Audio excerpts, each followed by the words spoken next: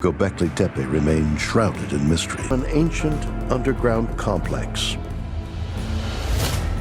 Göbekli Tepe is arguably the most important archaeological discovery in recent years. In southeastern Turkey stands Gobekli Tepe, a site so old that it predates agriculture, pottery and permanent settlements built more than 11,000 years ago.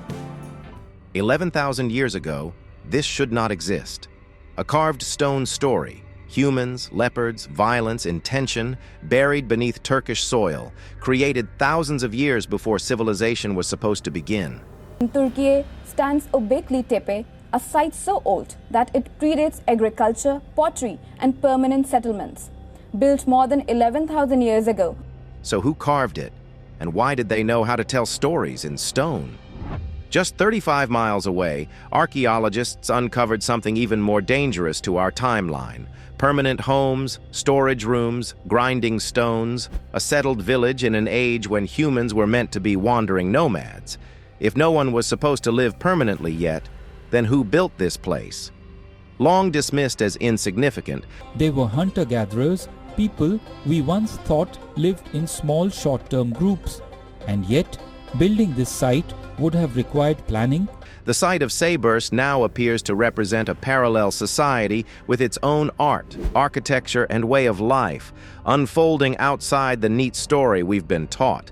And if that's true, what else about the origins of civilization have we been getting wrong? History split here. The story begins in a place the ancient world forgot.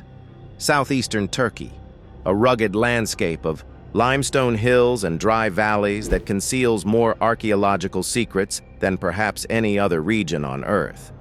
This is the northern arc of the Fertile Crescent, the sweeping curve of territory stretching from the Persian Gulf through Iraq and Syria into southern Turkey where, according to everything we have been taught, human civilization first stirred to life roughly 12,000 years ago. Here, nomadic bands of hunters supposedly took their first tentative steps toward farming. Most bones found here are from wild animals, mainly gazelle. The plants were wild cereals, not farmed crops. Here, they planted the first deliberate crops, domesticated the first animals, and eventually built the first permanent villages that would grow into the first cities. This is where humanity stopped wandering and started building. At least that is what the textbooks claim. For decades, one site has towered over all others in shaping our understanding of this transformation. Gobekli Tepe, discovered in the 1990s and excavated extensively in the years since, this sprawling complex of circular stone enclosures fundamentally rewrote the story of early humanity. Göbekli Tepe really did send shockwaves through the whole world of early prehistory. Massive T-shaped pillars weighing 10 to 20 tons each, quarried from distant bedrock, transported across rough terrain, and erected in precise circular arrangements. Intricate carvings of animals decorating nearly every surface, snakes coiling around pillar shafts, foxes frozen mid-leap, scorpions and vultures and wild boars rendered with startling anatomical accuracy. All of it built by people who had not yet invented agriculture, who had not yet developed permanent settlements, who were, by every previous measure we used to judge such things, primitive hunter-gatherers incapable of organized labor on this scale. Is it possible that primitive hunter-gatherers could have built such sophisticated megalithic structures? Gobekli Tepe shattered assumptions. It proved that nomadic peoples could marshal tremendous resources, coordinate hundreds of workers, and create monumental architecture without the stable food surpluses that settled farming supposedly provided. But it also generated a new model for understanding the Neolithic transition, a seductive theory that seemed to explain the impossible. The theory proposed that ritual came first, religion before agriculture. Hunter-gatherer bands periodically converged on sacred sites like Gobekli Tepe for ceremonies and celebrations. There was even evidence of religious centers, storerooms, wine presses, and stables for livestock. They built and maintained these impressive structures during gatherings, then dispersed back to their wandering lifestyles when the rituals concluded. Over generations, repeated return to the same locations encouraged longer stays. Longer stays encouraged experimentation with local plants. Experimentation led to deliberate cultivation. Cultivation led to surplus. Surplus led to permanent settlement. And permanent settlement led eventually to everything we call civilization. Monuments before houses, temples before villages, the spiritual impulse driving material progress. This elegant narrative dominated archaeological thinking for 20 years. It explained Gobekli Tepe's grandeur without requiring settled populations. It placed humanity's religious instincts at the foundation of all subsequent development. It offered a clean, linear progression from wandering to wondering to farming to building. It's even before the pottery, it's before agriculture, it's even before the wheel was invented. And it remained essentially unchallenged until 2021. That year, a systematic survey project was examining pre-pottery Neolithic settlements scattered across the landscape surrounding Gobekli Tepe. Archaeologists wanted to understand the broader regional context. How did Gobekli Tepe relate to other sites in the area? Were there smaller ritual centers feeding into the main complex, satellite locations where affiliated groups gathered before converging on the primary sanctuary?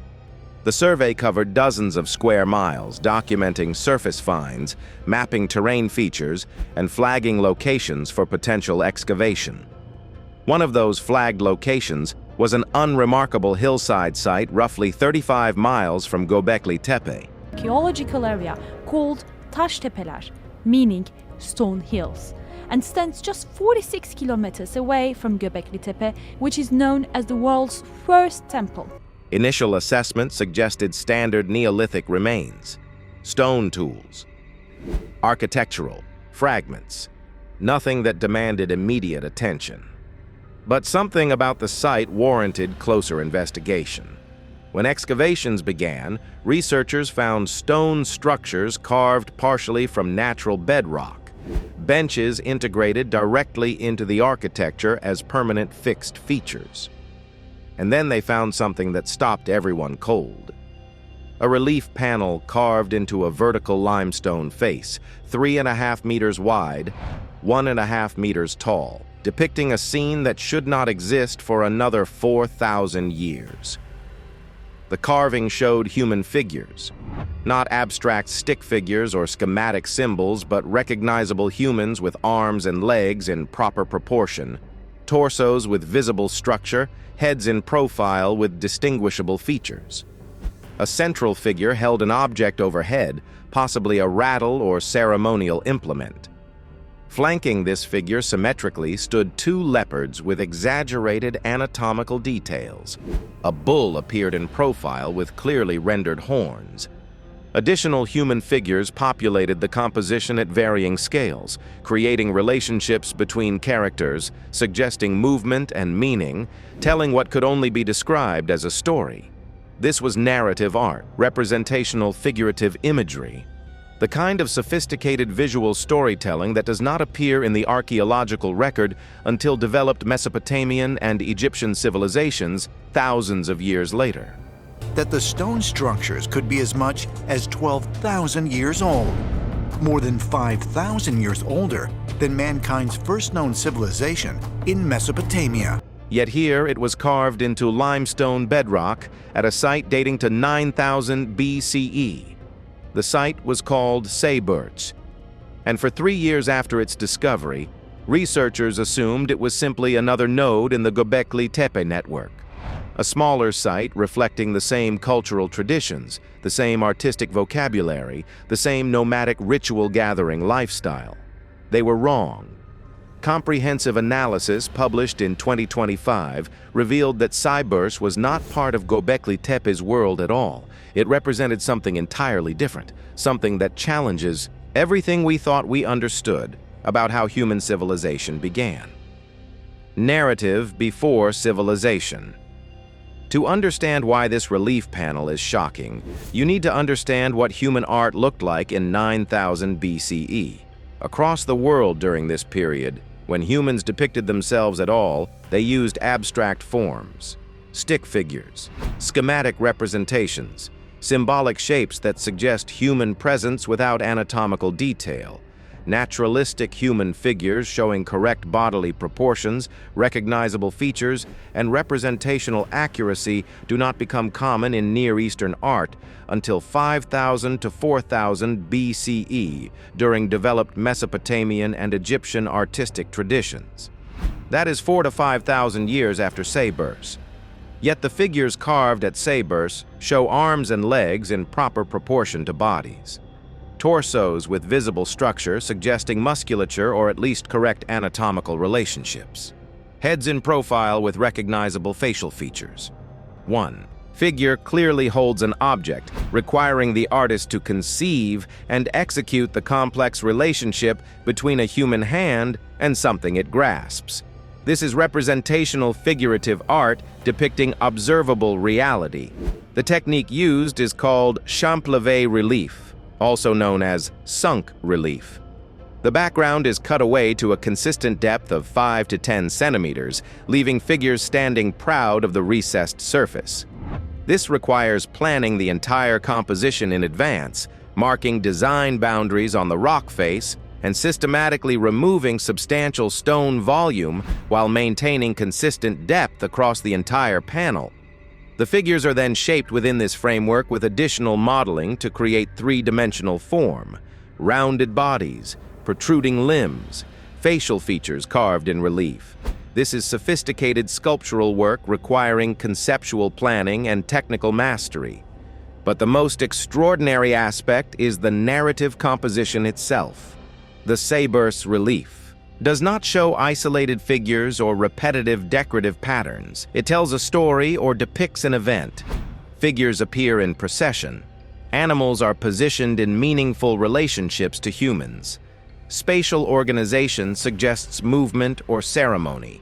The compositional structure guides viewer attention through the scene in a deliberate sequence. Creating narrative art requires conceptual sophistication far beyond decorative carving. The artist must conceive of representing events over time, must understand how to show sequential action or meaningful interactions visually, must execute this complex conceptual vision coherently so viewers comprehend the relationships.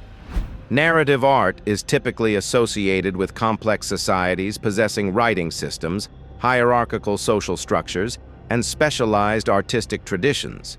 Bronze Age civilizations and later.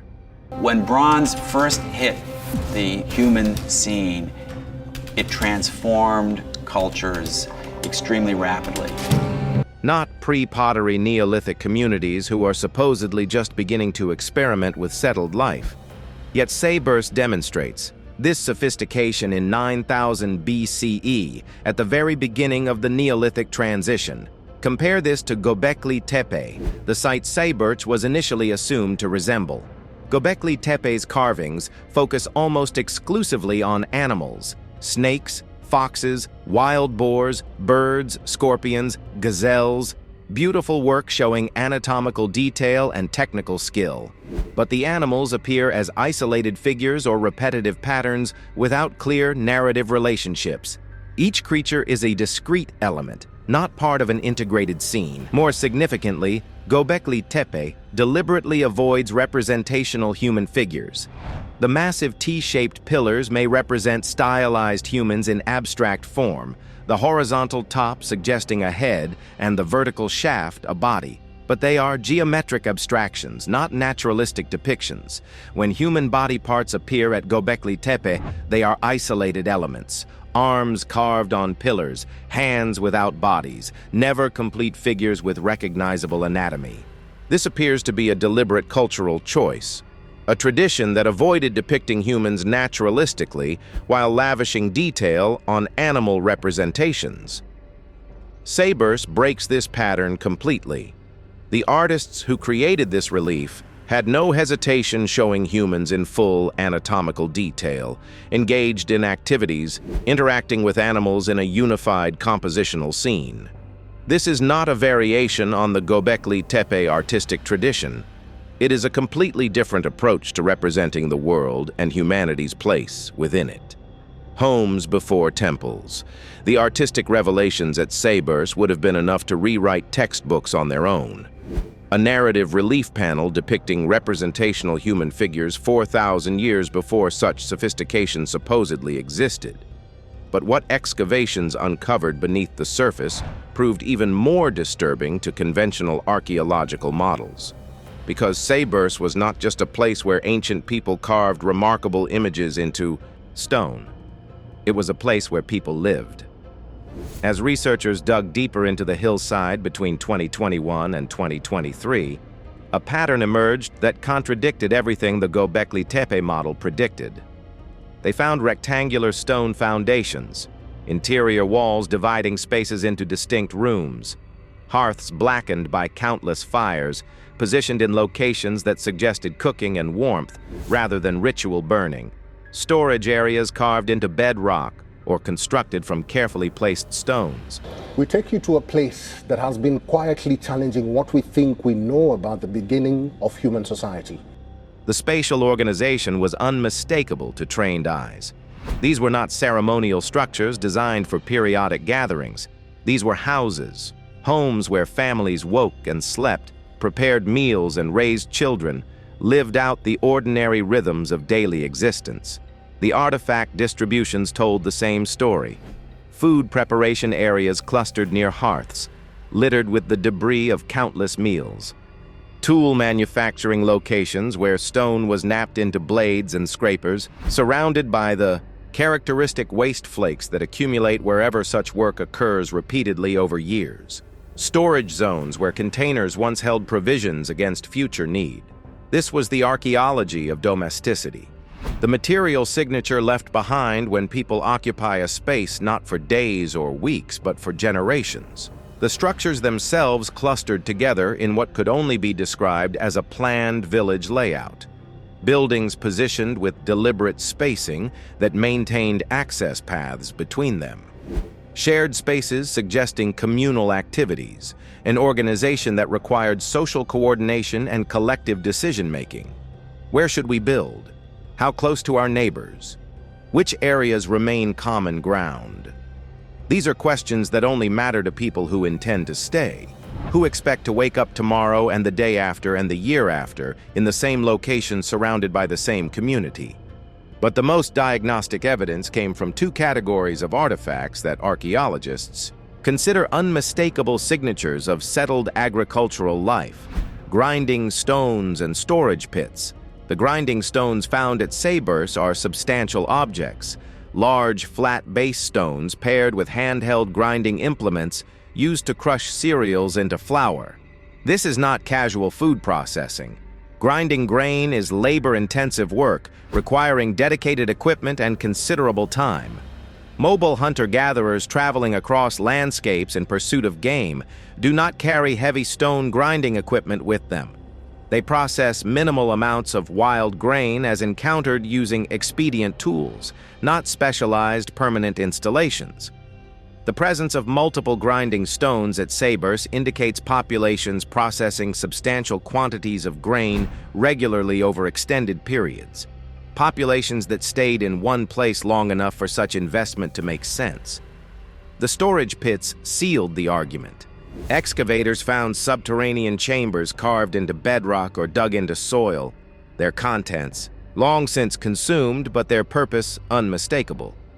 Charred botanical remains clung to pit walls and floors, seeds, grain fragments, the preserved remnants of harvests stored against future hunger.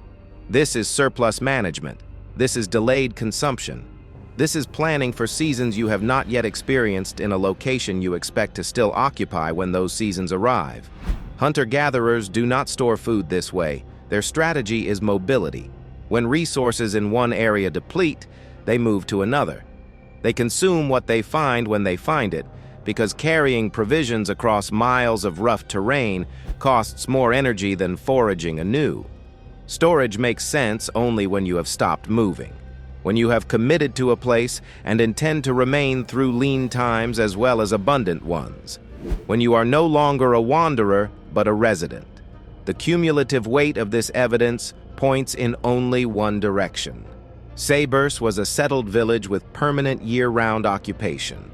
People built homes here, raised families here, processed and stored food here, lived and died here across generations.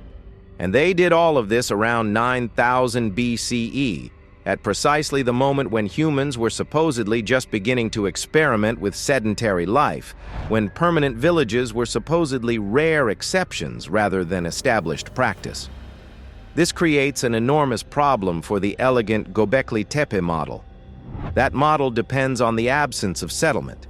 Its entire logic requires nomadic populations gathering periodically for rituals, then dispersing back to mobile lifestyles. Monuments before houses, temples before villages. The theory works only if permanent settlements did not yet exist in this region at this time. Yet 35 miles from Gobekli Tepe, contemporary with its construction, stood a village where people lived permanently, where they built homes and stored grain and processed food with dedicated equipment, where they carved narrative art, depicting themselves at the center of the world, flanked by powerful animals, where they did everything the Gobekli Tepe model says should have been impossible for another 1,000 years. Two sites, same time period, same region, completely incompatible ways of existing in the world. Two worlds, one region. The 2025 analysis systematically documents the differences between these contemporaneous sites, and the picture that emerges is remarkable. The architectural approaches are fundamentally incompatible. Gobekli Tepe features circular enclosures with massive freestanding pillars arranged in concentric rings. This highly specific architectural form repeats across multiple building phases spanning centuries. Circular arrangement with radial symmetry.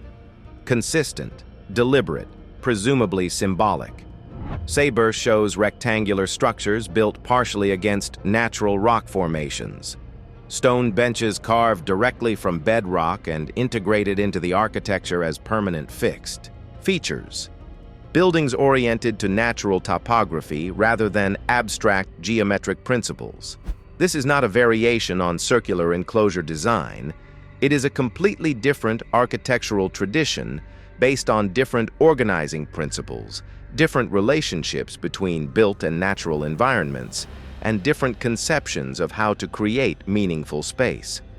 The construction techniques differ in approach and required labor. Gobekli Tepe's pillars are freestanding massive stones quarried from bedrock, carved into T-shaped forms, transported to the site, and erected vertically in prepared pits. What archaeologists found were huge T-shaped stone pillars arranged in large circles. This megalithic construction required extraordinary labor mobilization. Probably hundreds of workers coordinated to move and erect each pillar. Sayburc's architecture is semi-subterranean, carved partially from bedrock and partially built with stone walls. The benches are created by removing stone around them, leaving raised seating surfaces. Working with natural formations rather than moving massive stones. This technique required less mass labor mobilization, but different specialized skills. Rock carving expertise, architectural integration with natural features, a more intimate relationship between building and landscape than Gobekli Tepe's monumental approach. The iconographic traditions differ radically in subject matter, style, and conceptual approach. Gobekli Tepe emphasizes dangerous or powerful animal species. The symbolism appears focused on the wild, the predatory, the untamed forces of nature. Human presence is abstracted or avoided entirely. Sayburc places humans at the center of the composition. The central figure dominates the scene, flanked by animals in positions that suggest relationship or hierarchy. Leopards appear at both sites, but their treatment reveals different worldviews. At Gobekli Tepe, animals, including leopards, are decorative elements carved on pillars as part of symbolic programs we cannot fully interpret. They do not show clear, narrative relationships to each other or to implied human presence. At Sayburc, the leopards are integrated into a compositional narrative scene, positioned symmetrically flanking the central human figure, in a spatial relationship suggesting storytelling. Animals and humans interact within a single conceived scene.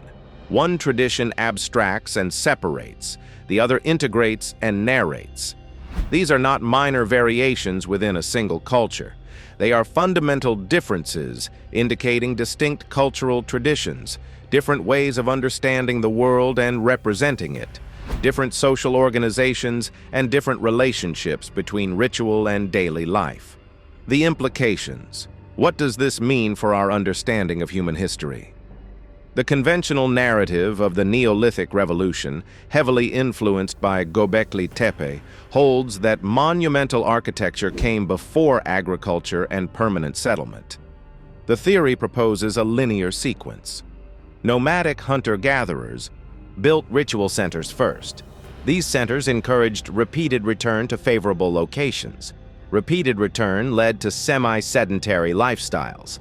Semi-sedentary lifestyles eventually led to deliberate cultivation and animal domestication, and that process finally produced permanent settled agricultural villages. Religion before agriculture, ritual before settlement, monuments before houses.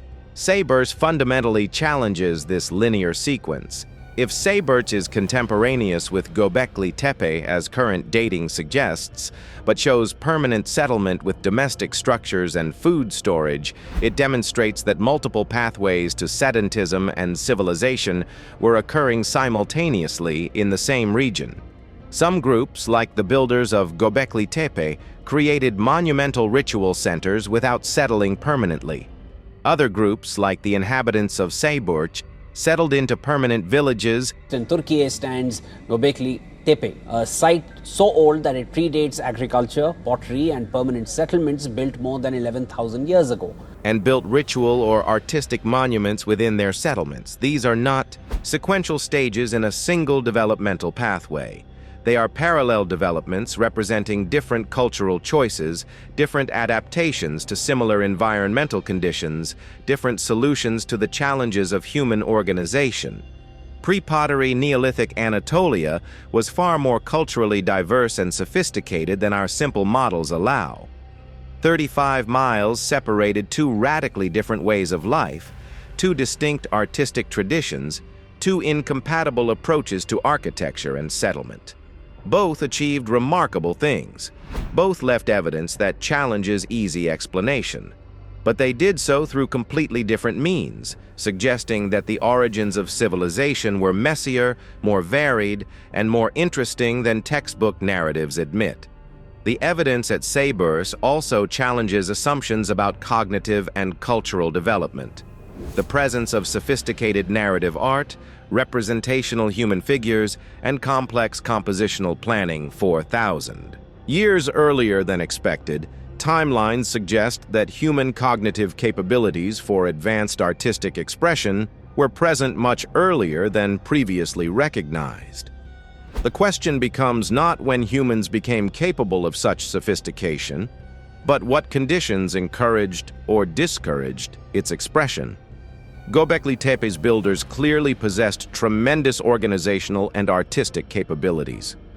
They chose to direct those capabilities toward abstract animal symbolism and monumental construction. Sayburc's inhabitants possessed equally impressive capabilities, but expressed them through representational narrative art and permanent domestic settlement. Different choices, different values, different cultures, existing side by side at the supposed dawn of civilization. Sayburc is not a theory.